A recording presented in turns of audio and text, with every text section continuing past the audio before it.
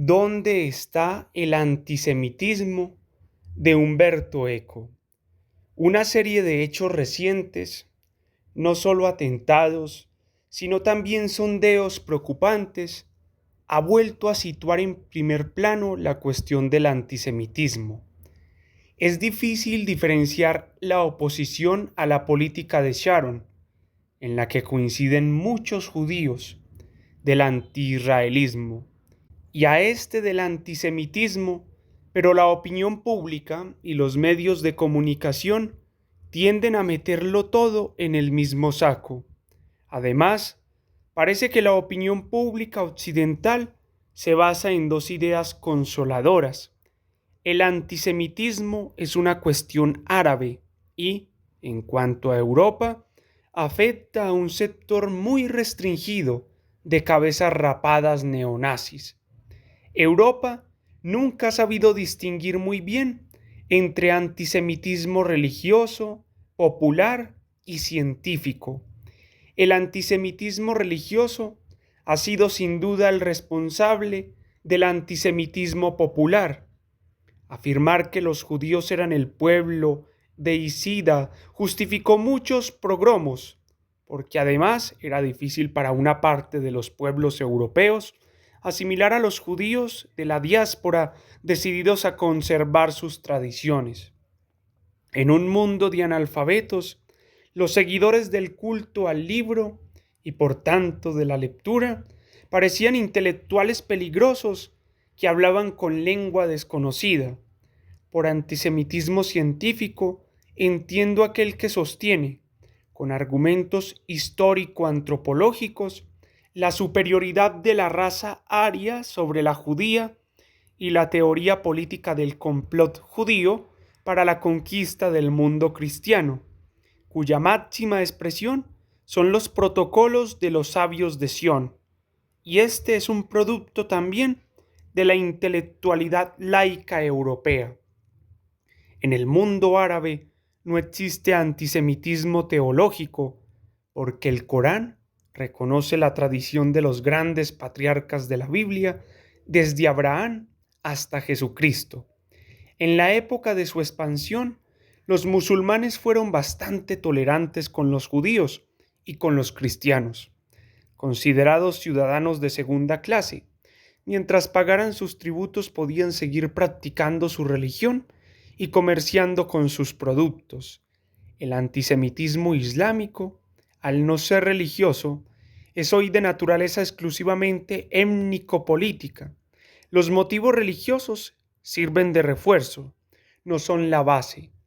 Si los sionistas del siglo XIX hubieran establecido el nuevo Estado de Israel en Utah, los árabes no serían antisemitas.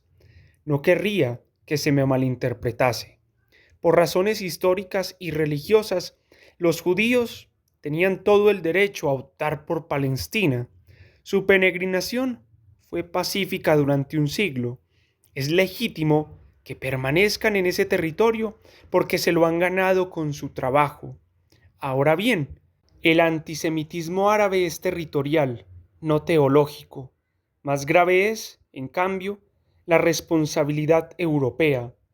El antisemitismo popular, apoyado por el antisemitismo religioso, ha provocado matanzas, aunque siempre locales y no programadas. El auténtico antisemitismo científico nació a finales del siglo XVIII y en el XIX, y no en Alemania sino en Italia, en cierto modo, y en la Francia legitimista.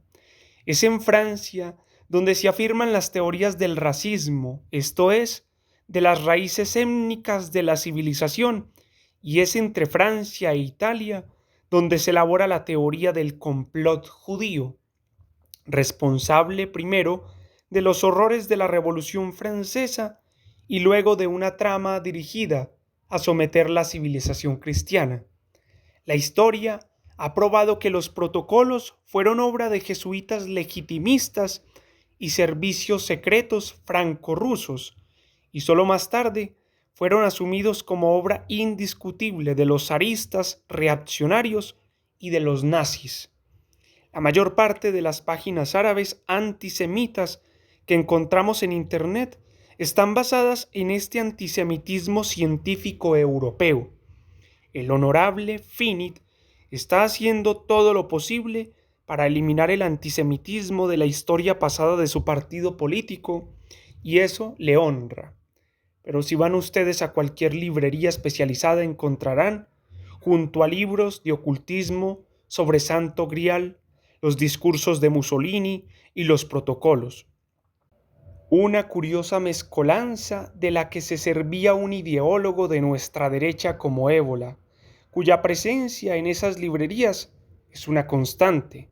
Por supuesto, existen también organizaciones terroristas que, independientemente de Fascino o de Alema, se proclaman comunistas, pero la izquierda italiana se ha ganado a pulso, con sus propios muertos, el derecho a diferenciarse de estas franjas extremistas, apoyando al Estado contra la deriva terrorista. El que lo mete todo en un mismo saco es Berlusconi, que, por mucha que sea su eficacia política, no tiene autoridad cultural ninguna. Ha hecho lo mismo la derecha de Fini. Está dispuesta a decir que Ébola, si no era un estúpido simpático, discutible desde un punto de vista científico pero de agradable lectura, era un furibundo antisemita y no renunció a serlo ni siquiera después de la guerra.